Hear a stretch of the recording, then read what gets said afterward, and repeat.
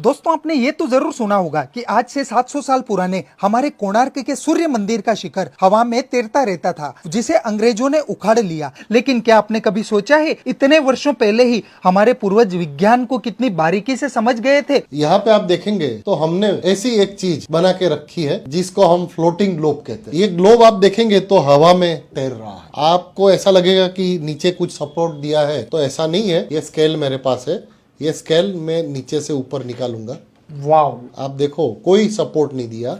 इतना नहीं, यहाँ से आप देखेंगे तो यहाँ से भी मैं निकाल के दूं तो नीचे कोई सपोर्ट नहीं है। तो ये घूमने का कारण क्या है? ऐसा माना जाता है कि जो ओडिशा का जो सन टेम्पल है कोणार्क का, ये मंदिर के ऊपर भी एक ऐसा गुंबद था। ये मैग्नेटिक ग्लोब था, फ्लोटिंग ग्लोब था, और वो भी गोल गोल घूम रहा था। उसका मैग्नेटिज्म इतना पावरफुल था कि अंग्रेज के जहाज वहां से जब पसार होते थे तब उनकी जो मैग्नेटिक कंपास जो नीडल होती है, उसकी नीडल घूम जाती थी मैग्नेटिज्म के कारण, और उनको पहुंचना था कलकत्ता, लेकिन वो और कहीं पहुंच जाते थे। और उन्होंने सब ढूंढा कि ये यहाँ के क्या गड़बड़ होता है, और ये जो गुंबज है उन्होंने निकाल दिया। ऐसा कहा जाता है। और ये घूमने का कारण कुछ नहीं है। ये आप देखेंगे जैसे आपको लगता है ये किताब, लेकिन ये किताब के अंदर हमने मैग्नेट छुपा के रखा है। अंदर भी मैग्नेट है और ये ग्लोब के नीचे का भाग में भी एक मैग्नेट है। तो अट्रैक्शन और रिपल्सन की जो घटना होती है उसके कारण ये मैग्नेट हवा में ये फ्लोट रहता है। और हमने ऐसा भी सुना है कि सन टेम्पल के अंदर एक बड़ी सूर्य की मूर्ति थी, वो भी हवा में फ्लोट होती थी, हवा में तैरती थी। ये कारण उसका मैग्नेटिज्म ही रहता है। इसको ऊपर उठाएंगे तो उठ जाएगा, इसको डिस्टर्ब करेंगे, जैसे मैंने डिस्टर्ब कर दिया तो ये चिपक गए। अभी मैं इनको बराबर सेंटर में उसको एडजस्ट करूंगा तो बाद में वापस वो फ्लोट करता रहेगा। देखो अभी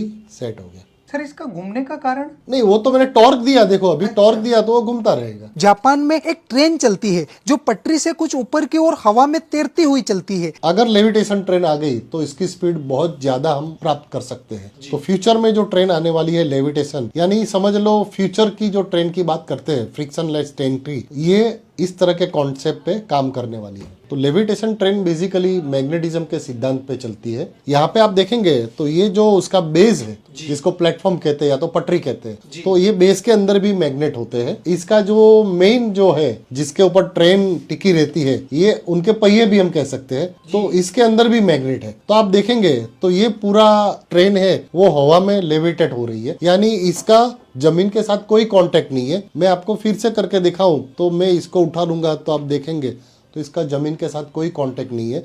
वापिस मैं उनको यहाँ पे रख दूंगा तो ये वापिस हवा में फ्लोट होता रहे। तो लेविटेशन ट्रेन जो है वो हवा में कैसे फ्लोट होती है अट्रैक्शन और रिपल्सन के कारण, ये मॉडल आप यहाँ पे देख सकते हैं। आप देखेंगे चारों तरफ से, तो मैं उनको घुमा रहा हूँ, फिर भी उसके अंदर मैं वापिस उसको निकाल के भी आपको देख सकता हूँ कि मैंने निकाल दिया और यहाँ पे मैंने फिक्स कर दिया तो ये घूम रहा है। आज हम आए हुए हैं अहमदाबाद में। सर, बहुत बहुत धन्यवाद आपका, जो आज भी आप हमारी यूथ है उसको एजुकेट कर रहे हैं, इन चीज़ों की जानकारी उन तक पहुंचा रहे हैं। Thank you sir.